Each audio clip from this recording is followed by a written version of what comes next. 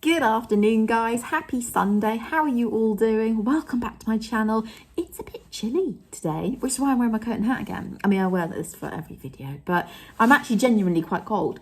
So yeah, not going to take it off, and we are in a new location here. I'm looking out the window to try and get some light on this video, and I'm perched on a chair. So yeah, I'm not going to lie, it's not the most comfortable chair to be perched on, but it will do for this video. We are talking about Napoleon's Marengo. Let's hope I've said that right in this video. Not a topic I know very much about. I mean, I'm assuming we must have done Napoleon at school, but I don't remember it. I don't remember it at all. So it all felt quite new information to me. Obviously, I've seen the kind of famous paintings of, you know, the beautiful grey Stallion and Napoleon on it, but I wouldn't have even known what it was called until I did my research. So yeah, a new one for me. I hope you enjoy, because he's quite a phenomenal little horse, as I've now found out. And yeah, honestly knew nothing about his history, which is embarrassing, I know. With those paintings that are quite famous of Napoleon on the grey horse, which everyone assumes is Marengo, it's actually thought, or historians certainly think, that it's more of a amalgamation of lots of different grey horses that Napoleon probably had, because he had something like over 150 horses in his lifetime. So I suspect that equated to a fair few greys. So yeah, it's probably several of them put into the painting rather than just Marengo, but yeah, we don't know for sure.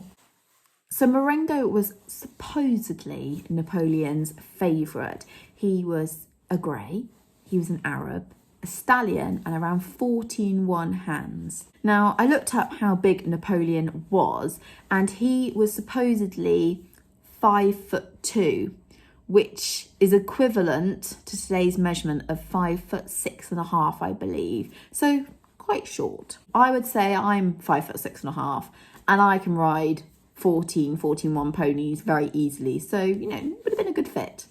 We believe he was named Marengo after the emperor's victory of the Battle of Marengo. And it's thought he was born around 1793, 1794. I'm no doubt going to absolutely brutally destroy how I say this word. But he was sort of captured at the Battle of Emőke during the Egyptian campaign. I know I've said that wrong. Just ignore me. It was in 1799. And supposedly it's thought from a well-known stud, Al-Nasri. Again, I've probably said that wrong. We know I butcher words. So Marengo was seized and taken back to France. And it's thought that Napoleon rode Marengo for campaigns from 1800 to 1815, which I think is a remarkable length of time, being that this horse would of course have picked up injuries and would have been in life and death situations. The fact that he was campaigned for that many years is really saying something for this Arab stallion. I mean, he was made of strong stuff. Now, you can actually see Marengo's skeleton in England. You can see it at the International Army Museum. And you're probably thinking, why is he in this country? Why is he not in France? Well, there's a reason for that. And that's because Marengo spent his later years of life in England. So at the Battle of Waterloo, when Napoleon was defeated, Marengo was taken. He was captured and taken back to England. So it is thought that there was a British army officer who was caring for his horse at some stables. This was at the Battle of Waterloo. And he saw this grey Arab that had an N branded on his hind, which this army officer knew was for Napoleon and the imperial stables. And I think some of the equipment around was also branded with this. So he thought this might be one of Napoleon's horses. Marengo supposedly had been shot in the tail. He had some sort of old scars and wounds from probably previous campaigns. So yeah, he took him back with him to England. And this officer was supposedly William, I don't know if it's Petra or Petri, I don't really know how you say his surname. I'd love to know whether he took the horse because obviously he knew it's Napoleon's horse and he kind of wanted to bring it back to England as a trophy. If Marengo was injured, Did he want to take the horse back because he didn't know what was going to happen to it and he sort of felt like he wanted to help it? I don't really know. I don't think anyone's going to know, are they? But it would be interesting to know why he took the horse. I'm thinking possibly more for a trophy, let's be honest. But when he brought the horse back, he actually put it into auction and it was purchased by a Lieutenant Colonel Angerstein of the Grenadier Guards. He took the horse back to his farm. And supposedly, Marengo was a very gentle horse. Being a stallion, he was then used for breeding.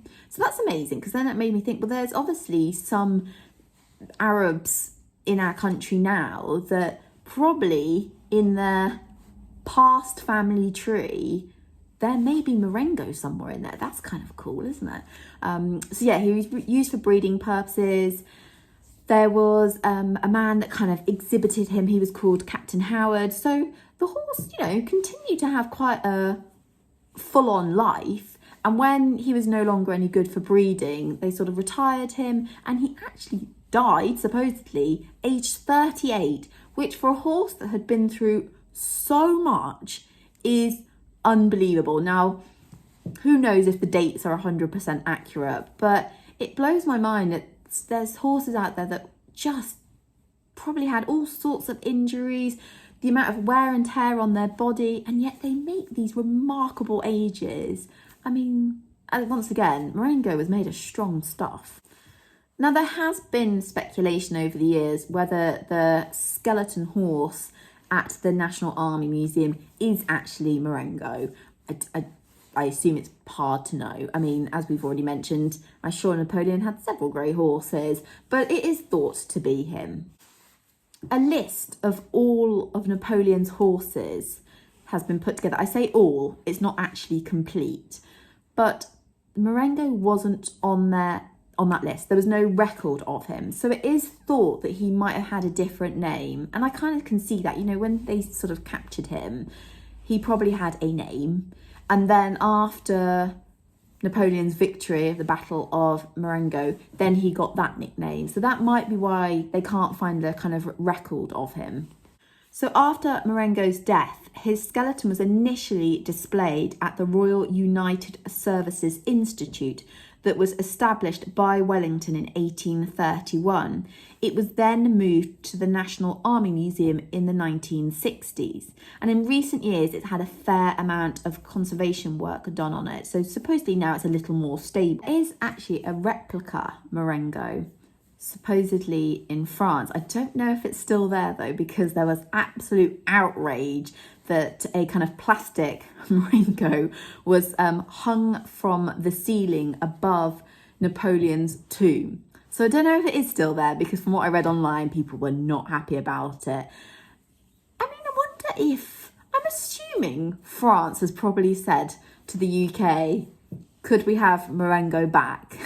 I'm assuming the UK's gone, no, we're going to keep him. I'd love to know what the discussions have been around that. But it's okay, because you know what? In the Paris Army Museum, they do have Napoleon's last horse, and that is Vizir. I think you say it like that. So, you know, they've got one of his. We've got one of his. Anyway, guys, I hope you've enjoyed that little video, just lightly touching on Napoleon and Marengo. I thought it was quite interesting. What an amazing little horse he was. So strong, to go through so many battles, to survive the battles, but then to live to such a remarkable age. I hope we looked after him well in this country, and we gave him, you know, because he had quite a few more years here, but we gave him a good sort of semi-retirement. Hopefully we did.